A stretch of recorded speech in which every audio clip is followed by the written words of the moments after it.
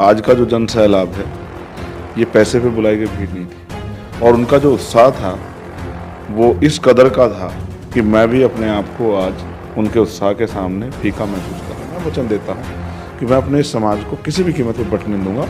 मैंने आज भी वहाँ से कहा कि वर्गीकरण वाले इशू पे अगर कहीं उनको लगता है डिस्ट्रिक्ट भाई को कि उनको फ़ायदा होगा, इस चुनाव के बाद हम उनके साथ बैठेंगे। और जिस तरह का जन सैलाब आपने ग्राउंड के अंदर देखा उससे कई गुना बाहर था।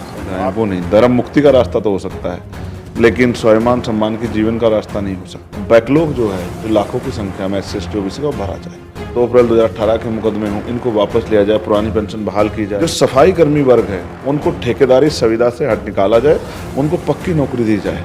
उनको जो गटर में उतर के अमानवीय जो है जिंदगी जीनी पड़ती है उसका हम लोग कठोर रूप से विरोध करें हमारा, क्योंकि हम सरकार की नीयत से, सुप्रीम कोर्ट की नीयत से बाकी 69 शिक्षक भर्ती आपको याद होगी, 5 दिन मेरे दिन रात का संघर्ष आपको याद होगा, तो सुप्रीम कोर्ट से रोक लगा दी। आप समझो, जो हमें सम्मान का जीवन नहीं देखते, जो हमें जाति के आधार पर बराबरी की नहीं दे सकते, वो आज हमारे इतिहासकार बन रहे हैं। देखो, जिस दिन शेर को मौका मिलेगा वो अपना शिकार जरूर करेगा। एडी चोटी का जोर लगाओ, आप हमारी टांगे खींचो, हम समाज का हाथ पकड़ेंगे। ये जो आज आपने जन समूह देखा है, इनको अब बस यही चैलेंज है मेरे सामने कि अगले 1-1.5-2 साल में इनको कैडर बदल के और इनको जमीन पे उतार के इनके जरिए राज सत्ता में गरीबों की, शोषितों की, बहुजन समाज की हिस्सेदारी सुनिश्चित करके पॉलिसी बना के इनकी जिंदगी बदलनी है।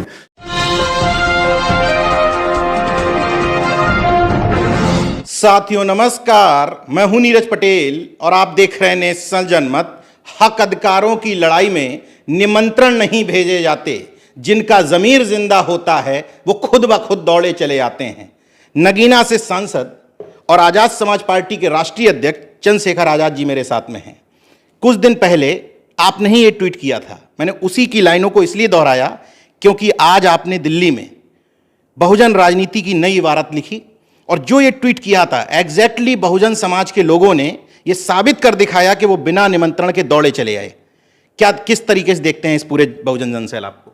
नीरज भाई, पसीने की सहाई से जो लिखते हैं इरादों को, उनके मुकद्दर के सफ़ेद पन्ने कभी कोरे नहीं होते। तूफानों से लड़ने का मजा ही कुछ और है। जब चारों तरफ से लोग आपको गिराने के लिए एडी चोटी का जोड़ लगा दें, आपके खिलाफ खूब साजिशें हों, आपके खिलाफ षड्यंत्र किए जाएं, तो ऐसे में नेतृत्व की और समाज की दोनों की जिम्मेदारी होती है कि वो एक दूसरे के पूरक बने। आज का जो जन सैलाब है ये पैसे पे बुलाई गई भीड़ नहीं थी, और उनका जो उत्साह था वो इस कदर का था कि मैं भी अपने आप को आज उनके उत्साह के सामने फीका महसूस कर रहा था। क्या गजब का उत्साह! और ये वो वीर बहादुर योद्धा हैं जो बिना अपनी जान की परवाह करे, बिना किसी के डर के और अपनी जेब से पैसे और अपने खाने की व्यवस्था करके, जैसे मैंने इनसे अपील की थी कि अपना खाना साथ लेके आना, उस हिम्मत से आए। और जिस तरह का जन सैलाब आपने ग्राउंड के अंदर देखा, बाहर कई गुना था, उससे कई गुना बाहर था। आप ये सोचिए कि अगर वास्तविकता में जिस तरह का प्रयास हमने किया था और आज हमें रामलीला मैदान मिल गया होता और ये रैली वहाँ होती, ये आंदोलन वहाँ होता, ये संघर्ष वहाँ होता, तो इसकी गूंज भारत में नहीं दुनिया में सुनाई देती। यही मैं एक चीज समझना चाह रहा हूं। आपने खुद वो बात कह दी, रामलीला ग्राउंड से इतना कौन खौफ में था, कौन डर रहा था ऐसा कि रामलीला ग्राउंड अगर भर गया तो किसको खतरा था कि मेरी पॉलिटिक्स ही खत्म हो जाएगी? कौन डर रहा था इतना? मैं तो नहीं कहता कोई डर रहा था, मगर मैं जरूर कहता हूं कि लोग कहते हैं रामलीला मैदान भरा नहीं जा सकता। मेरे आज भी याद है दिल्ली में जब सतगुरु रविदास जी महाराज का, जगत गुरु सतगुरु रविदास जी महाराज का गुरुघर टूटा, तब भी हम लोगों ने भरा था। और आज भी मैं कहता था कि उसके बाहर भी पैर रखने की जगह नहीं मिलती, इस तरह का सैलाब आया था। अंतर है दोनों में, वहां संवेदनाओं की बात थी, यहाँ मुद्दे की वजह से आए थे, इसलिए इससे खतरा तो था किसी न किसी। पहले धर्म के आधार पे लोग ज्यादा इकट्ठा होते थे, संघर्ष में कम होते थे। पिछले भीम आर्मी के 10 साल के संघर्ष की वजह से अब मुद्दों पे ज्यादा लोग इकट्ठे होते हैं, और धार्मिक आयोजन में तो हमारे लोग बहुत कम अब पार्टिसिपेट करने लगे। उनको ये तो एहसास हो गया कि धर्म से उनकी जो बुनियादी सुविधाएं वो नहीं, धर्म मुक्ति का रास्ता तो हो सकता है लेकिन स्वाभिमान सम्मान की जीवन का रास्ता नहीं हो सकता। तो मुझे इस बात पर गर्व है कि मेरा जन्म बहुजन समाज में हुआ, मुझे इस बात पे भी फक्र और गर्व है कि मैं भीम आर्मी आज़ाद समाज पार्टी का कार्यकर्ता हूँ, और मुझे इस बात पे भी गर्व है कि मेरा समाज जो है किसी को धोखा दे के जो है काम नहीं करता, वो मेहनत ईमानदार से करता है और वो अपने हकों के लिए लड़ता है। मुझे गर्व है कि मैं संघर्षशील समाज का हिस्सा हूँ, अपने महापुरुषों का आंदोलन चला रहा हूँ। मैं कहीं मिनिस्टर होता और किसी पद पे होता, शायद मुझे इस बात की खुशी नहीं होती जितनी इस बात खुशी होती कि मैं आज भी एमपी बनने के बाद भी एक संघर्षशील कार्यकर्ता की तरह अपने समाज के मुद्दों के लिए लड़ रहा हूँ, बहुजन एकता के लिए लड़ रहा हूँ और बहुजन अधिकारों की रक्षा के लिए लड़ रहा हूँ। इस बीच में बहुत सारे उतार चढ़ाव आए, वर्गीकरण को लेके तमाम सारे आरोप झेलने पड़े, बहुत सारी चीजें हुई। आज का जो पूरा कार्यक्रम था उसके मुख्य मुद्दे क्या थे? उसमें क्या क्यों जरूरत पड़ गई कि 11 सितंबर को आपको ताकत दिखानी पड़ी? देखिए, ताकत नहीं है, ये सोई बहरी सरकार को जगाने के लिए भगत सिंह कहा करते थे कि धमाकों की जरूरत पड़ती है। लोकतंत्र में संख्या के आधार पर आप सरकार को अपनी ताकत का, अपने विरोध का एहसास करा सकते थे। 21 तारीख का हमने कार्यक्रम किया, उस समय की मांग थी, लेकिन आज का कार्यक्रम जहां चारों तरफ से लोग इसको रोकने लगे थे, उस समय इस कार्यक्रम को करके सरकार को भी और जो छिपे हुए लोग हैं उनको भी ये बताना था कि अब हम वो समाज नहीं रहा है कि आप कुछ भी लागू कर दोगे और हम लोग उसको मान लेंगे। हम उसको कसौटी पे लेके जाएंगे, तर्क के साथ लेके जाएंगे, और हमारे मुद्दे जो हैं क्रीमी लेयर हम लोग स्वीकार नहीं करेंगे। क्रीमी लेयर के जरिए जो है एनएफएस करने का जो इंतजाम ढूंढा जा रहा है, ऑलरेडी एनएफएस हो रहा है। क्रीमी लेयर कहाँ पैदा हो गया? मैंने पार्लियामेंट में पूछा था। फिर जातीय जनगणना होनी चाहिए, उसके आर्थिक आंकड़े जारी होने चाहिए, पता लगना चाहिए कौन किसके अधिकार पर हिस्सा खा के बैठा है। मैं फिर कहता हूँ, हम और डीएससी का जो समाज है वो एक माँ के दो बेटे हैं। माँ के बच्चों में तनाव हो सकता है, झगड़ा होता है, लेकिन वो कभी अलग नहीं हो सकते। मैं अपने इस भाईचारे को नहीं टूटने दूंगा। इसलिए मैं बार बार ये मांग कर रहा हूँ कि सरकार के चाल में हमारा कोई भी पक्ष ना फंसे। हम लोग कह रहे हैं कि जातीय आधार पर जनगणना करा के देखिए, 2001 की गणना के आंकड़े हम पे हैं, 2011 की जनगणना के आंकड़े सार्वजनिक नहीं किए गए, और जो 2021 की थी वो हुई नहीं। तो इस 20 सालों में जो बदलाव हुआ है उसमें हमारी आबादी घटी है, बढ़ी है? क्या होता हमें ज़्यादा मिल रहा हो? क्या अब तक हमारी आबादी घट गई हो? क्या अब तक किसी और की आबादी बढ़ गई हो? तो मैं ये कह रहा था कि सामान्य जाति के लोगों का भी मैं बड़ा समर्थन करता हूँ मन से। उनकी आबादी, उनको 10% आर्थिक आधार पर आरक्षण गलत दिया गया, उनका आरक्षण बढ़ा के, उनका एक अलग से ग्रुप बना के उनको 15% आरक्षण की व्यवस्था, और मैंने तो मंच पे 20 की बात की कि 20% सामान्य जाति के लोगों को, बच्चों को दे दो, और 80% schedule caste, schedule tribe, backward minority के लोगों को बांट दो। ठीक है। साथ साथ जातीय जनगणना के बाद प्रमोशन में रिजर्वेशन एससी ओबीसी के लिए, कर्मचारियों के लिए, बैकलॉग जो लाखों की संख्या में, ओबीसी भी आपने जोड़ा? यस, ओबीसी के लिए भी, वो हमारा परिवार है, बहुजन परिवार है। फिर उनको भी जाति के आधार पर असमानता का सामना करना पड़ता है। जिस तरह से इंटरव्यू में हमारे साथ धोखा होता है, वो पूरे परिवार के साथ छल होता है। एनएफएस जो होता है पूरे परिवार के साथ होता है। 2700 वैज्ञानिक भर्ती होते हैं, कोई आरक्षण नहीं होता। लेटरल एंट्री होते, कोई आरक्षण नहीं होता है। फिर इसके साथ साथ बैकलॉग जो है, जो लाखों की संख्या में एससी ओबीसी का, वो भरा जाए। उसके अलावा पुरानी पेंशन हो और 2 अप्रैल 2018 के मुकदमे हों, इनको वापस लिया जाए, पुरानी पेंशन बहाल की जाए, समान कार्य समान वेतन पॉलिसी लागू, और सबसे बड़ी मांग जो सफाई कर्मी वर्ग है उनको ठेकेदारी संविदा से हट निकाला जाए, उनको पक्की नौकरी दी जाए। उनको जो गटर में उतर के अमानवीय जो है जिंदगी जीनी पड़ती है, उसका हम लोग कठोर रूप से विरोध करते हैं। ये सब मुद्दे हमारे जनहित के मुद्दे, कोई मेरा मुद्दा नहीं, कोई किसी एक जाति का, सब बहुजन समाज के मुद्दों के लिए आज हमने महत्वपूर्ण मुद्दा छेड़ दिया कि मुझे ये बात समझ में नहीं आती कि जो लोग अभी तक आज़ादी के इतने सालों बाद गटर में उतरना बंद नहीं कर पाए किसी समाज का, वो कैसे हिस्सेदारी के लिए बात करेंगे, काम करेंगे? नियत कैसी होगी? ये बड़ा उस दिन से ये कह रहा हूँ कि नेता बहुत है, नीति बहुत है, लेकिन नियत नहीं है। इनमें से किसी भी सरकार की नियत हमें उस गटर से निकालने की रही नहीं।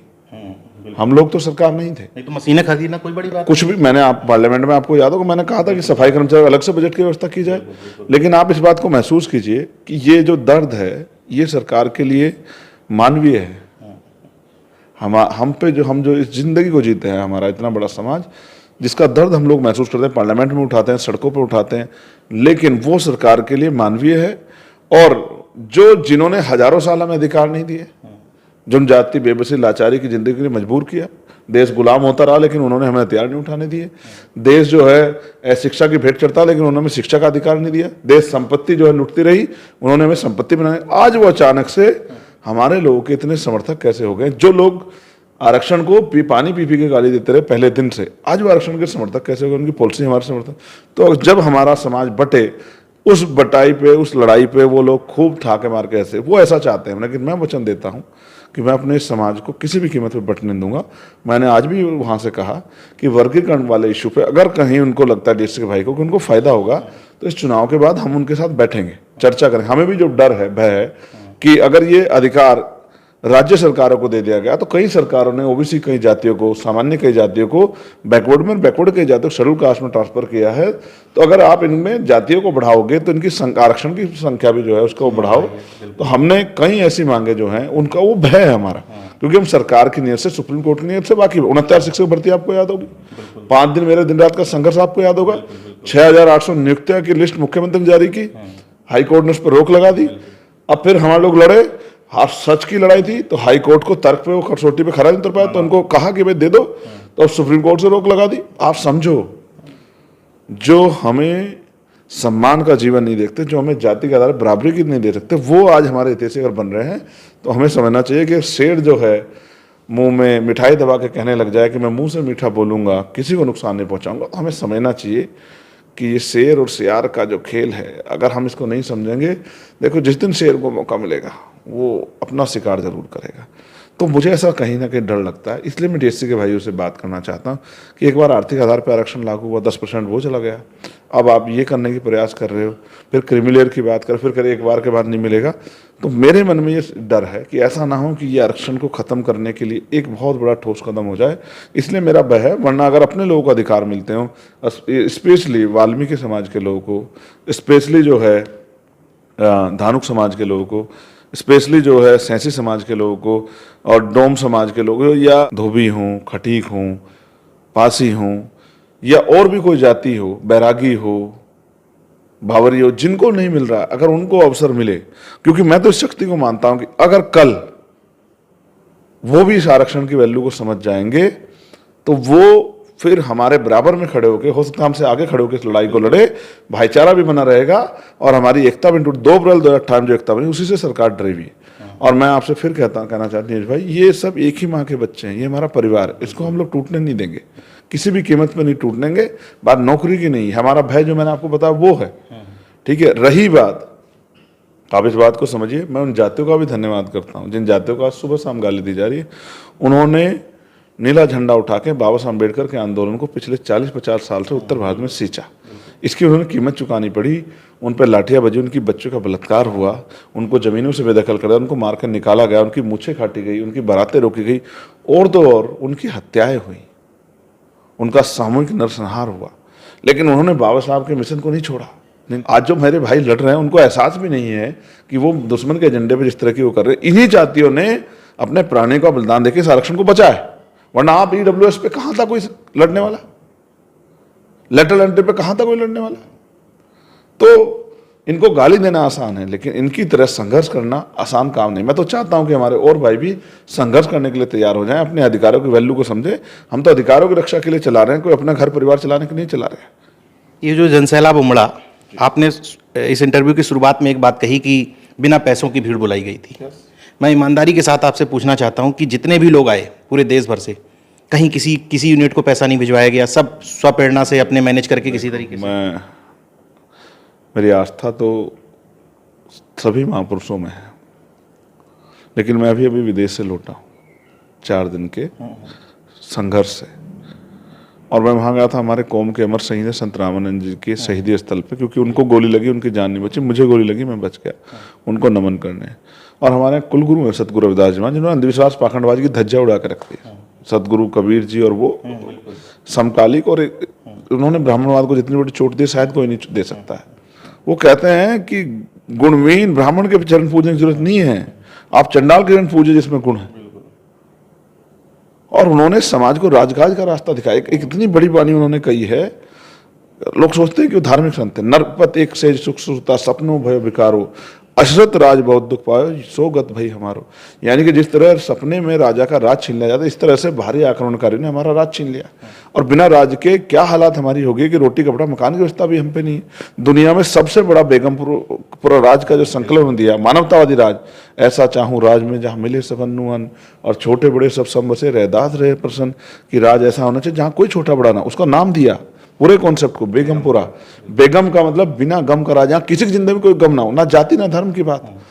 तो मैं उनको संकल्पित करके कुलगुरु जी को ये कहता हूँ, अगर कोई भी पैसा सुविधा अगर हम लोगों ने मुहैया कराई तो उसके लिए ऑन रिकॉर्ड अगर कोई बाहर आके कह दे कि ये हमें मदद की गई है, तो जो आप सजा दोगे मैं उसका जिम्मेदार हूँ। जो समाज सजा देगा मैं उसका जिम्मेदार हूँ। इसका मतलब इस जन सैलाब का बहुत बड़े मायने हैं फिर तो। मैं फिर आपसे कह रहा हूँ, मैंने ये बात वहाँ भी कही, ये भीड़ नहीं है सबसे बड़ी बात, आप समझो। मैं इसलिए जन सैलाब कह रहा हूँ। ये वो बहादुर योद्धा हैं जिन्होंने मन में पहले कहते हैं नौजवान संघर्ष में नहीं आता, लेकिन आज नौजवानों ने ये संघर्ष का बीड़ा अपने कंधों पे उठा लिया, क्योंकि आज करो मरो की स्थिति आ गई देश में।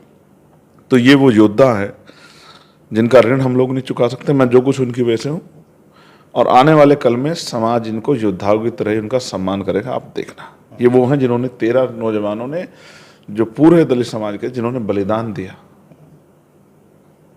जिसमें 12 नौजवान शेड्यूल कास्ट के जाटा बिरादरी के थे और 1 नौजवान वाल्मीकि समाज का था, जिन्होंने बलिदान देके 2 अप्रैल 2018 को अपने खून से अपने अधिकारों को बचाने। ये वो नौजवान है, ये नौजवान पढ़ा लिखा नौजवान है। इस देश में 23 साल का आदमी IAS बन सकता है। इस नौजवानों को आप हल्के मत लेना। एक बहुत बड़ी चीज़ है कि ये युवा है आपके साथ जुड़ा हुआ, इसने ट्रोल आर्मी को बीजेपी की चुनौती दे दी है। आपने स्थान बदला 2 दिन के अंदर, सबको पता है। अब आप महसूस करो ना, स्थान बदला गया और झूठी खबरें चलाई गई, उल्टे अखबार में छोटे मोटे लेख लिखे गए कि साहब को जाएगा पकड़ लेगा। और मैंने नहीं दी सफाई कि पकड़ेगा नहीं पकड़ेगा, क्योंकि मैं अपने भीम आर्मी आजाद समाज पार्टी की योद्धाओं की शक्ति को जानता हूं। मैंने नहीं कहा कि बैनर लगा दो, पोस्टर लगा दो, देखो मगर क्या सैलाब था। और मुझसे ही नहीं रुक रहे थे आज तो, और मुझसे कहते हाथ मिला लो, क्योंकि जब से मैं मेंबर ऑफ पार्लियामेंट बना हूं तो उनकी उम्मीदें बढ़ गई हैं, वो तेजी से काम करने लगे। आप तो मेरे साथ थे बांदा में, तो बताओ बांदा में यही आलम था या नहीं था? बांदा में भी इसी तरह का बारिश आकर देखे ना आप अंदर क्या सैलाब था। तो मैं तो ऋणी हूं, और मैं कह सकता हूं कि अगर कोई ईमानदार से इनके लिए काम करे, 1 कदम चले तो 100 कदम चलते हैं। अब अच्छा, मुझे चुनाव इन्होंने अपने पैसे से लड़ाया, वर्करी इन्होंने की, और मैंने आज नगीना के लोगों को, बहुसंख्यक लोग आए थे, उनका भी मैंने धन्यवाद किया। पूरे देश के संगठन ने उनका खड़े होकर धन्यवाद किया कि हम नगीना को सलूट करते हैं, नगीना के लोग सलूट करते हैं। अच्छा, अंतिम सवाल, ये 11 सितंबर को लेकर के किसने विरोध किया, किसने साजिशें रची, किसको तकलीफ थी, इस पे नहीं जाना चाहता मैं, नहीं जाना चाहता जिसने रची। लेकिन इस तरह की जो विरोधी ताकतें हैं, जो नहीं चाहती कि समाज में गैर बराबरी दूर हो या एक बहुजन एकता बने, ऐसी ताकतों को क्या संदेश देना चाहते हैं? देखिए, मैं उनसे कहना चाहता हूँ, एडी चोटी का जोर लगाओ। ये तकनीकी युग है। 2 दिनों में कोई आदमी सड़क पर रला फिरा नहीं कि उसको कहाँ जाना है और वो किस काम के लिए आया है। और मैं उनसे कहना चाहता हूँ, आप हमारी टांगे खींचो, हम समाज का हाथ पकड़ेंगे। ये जो आज आपने जन समूह देखा है, इनको अब बस यही चैलेंज है मेरे सामने कि अगले 1 डेढ़ 2 साल में इनको कैडर बदल के और इनको जमीन पे उतार के इनके जरिए राज सत्ता में गरीबों की, शोषितों की, बहुजन समाज की हिस्सेदार सुनिश्चित करके पॉलिसी बना के इनकी जिंदगी बदलनी है। इनको इज्जत मान सम्मान की जिंदगी देनी है, जैसा सतगुरु रविदास जी महाराज ने बेगमपुरा में कल्पना की है। महिलाओं को शोषण मुक्त बनाना है। पॉलिसी हम पे, एजुकेशन पॉलिसी जो हमने मांग की है, उससे बेटर नहीं हो सकती किसी पे, कि सबके बच्चे सरकारी स्कूल में पढ़ेंगे, मुख्यमंत्री हो, प्रधानमंत्री कोई हो, सबका इलाज, हेल्थ पॉलिसी, सबका इलाज होगा सरकारी अस्पताल में, सारे टेस्ट वहीं होंगे। प्रधानमंत्री हो, मुख्यमंत्री हो, डीएम एसडीएम हो, ऐसा आग से लगती है पैसे वालों को। अरे अगर चंद्रशेखर सत्ता में बैठ गया तो गरीब की तो जेब ही नहीं कटी। इज्जत की जिंदगी में कुटीर उद्योग महिलाओं के लिए, उद्योग धंधे नौजवानों के लिए बैकलॉग भरेंगे, प्राइवेट सेक्टर में उनको आरक्षण देंगे, तमाम तरह से उनको इज्जत सम्मान जिंदगी देंगे, बेरोजगारी भत्ता देंगे, पुरानी पेंशन जो महिलाओं को मिल रही 500 उसको बढ़ाकर 3000 रुपये करेंगे, आशा, आंगनबाड़ी, भोजन माता, सहायिका, सबका वेतन 20,000 प्लस करेंगे, न्यूनतम वेतन 700 रुपये से कम नहीं रखेंगे, कम से कम 20,000 रुपये महीने के लोगों के घरों में जाने चाहिए। पैसे कमी नहीं है देश में। इन भ्रष्टाचारी लुटेरे नेताओं अधिकारियों ने जो सब छिपा के रखा है, सब जनता के बीच में ला के रखेंगे।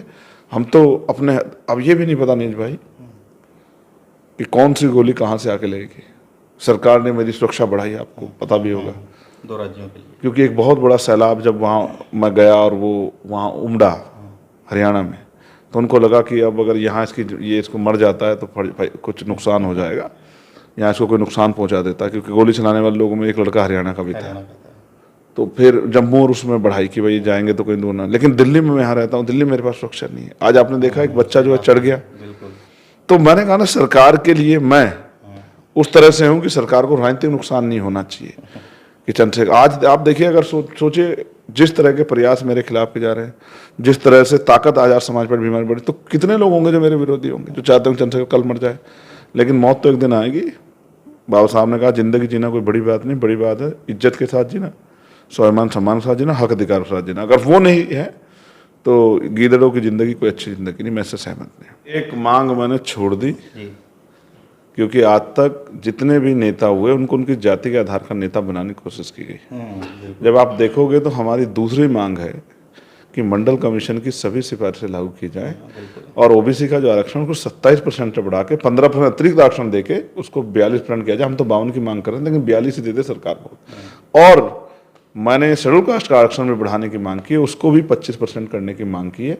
ऐसी जो है दोनों मांगे। मैं इसलिए आपको बात कर रहा हूँ, मैंने आखिरी में इसलिए रखी क्योंकि आपके चैनल के माध्यम से पिछड़े वर्ग के लोग भी जो बहुसंख्यक रूप से समझदार हो गए, अनुशासित हो गए, कैडराइज हो गए, आंदोलनकारी हो गए, वैचारिक हो गए, वो भी सुनते हैं।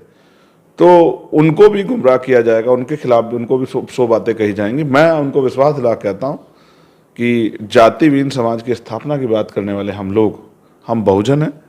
हम schedule caste, schedule tribe, backward नहीं, बहुजन है। और अगर समाज हमारा साथ देगा, बहुजन समाज, तो आप देखना वारे नारे कर दिए जाएंगे समाज को ऐसे ही जो है अवसर दिए जाएंगे कि जो अवसर जो है पिछले 70-72 साल में समाज को नहीं मिले। और फिर दोबारा हर बहुजन समाज का व्यक्ति जाएगा कि उनके हर घर में एक चंद्रशेखर जरूर पैदा हो। गूंगी बहरी राजनीति की इस दौर में यही कुछ प्रमुख मुद्दे हैं जो चंद्रशेखर आजाद को अन्य नेताओं से अलग करते हैं। मुझे लगता है कि पिछड़े वर्ग से आने वाले तमाम सांसद नेता भी इतनी बात नहीं करते मंडल कमीशन की जितनी आप उठाते हैं, इसलिए लगातार उठाते हैं। क्योंकि मैं उनके दर्द को समझता हूँ। जिस तरह से इंटरव्यू में उनको 200 में से नंबर मिलते हैं, 110, 112, 15 समझता हूँ।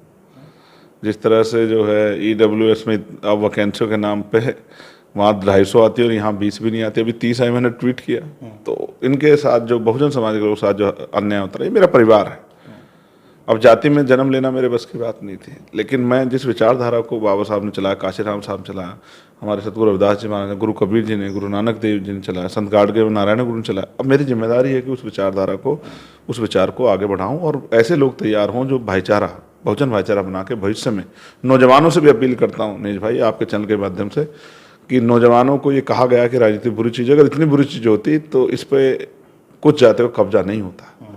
तो नौजवानों से कहता हूँ, पढ़े लिखे नौजवान से जो कुछ करना चाहते हैं समाज के लिए, जो बदलाव चाहते हैं, आए इस राजनीति का हिस्सा बने, इस राजनीति में बदलाव करें और धन बल की राजनीति को, छल बल की राजनीति को, सामंतशाही की राजनीति को, बाहुबल की राजनीति को पछाड़ते हुए बहुजन एकता की राजनीति को हम लोग भविष्य में उत्तर प्रदेश में और देश में स्थापित करें।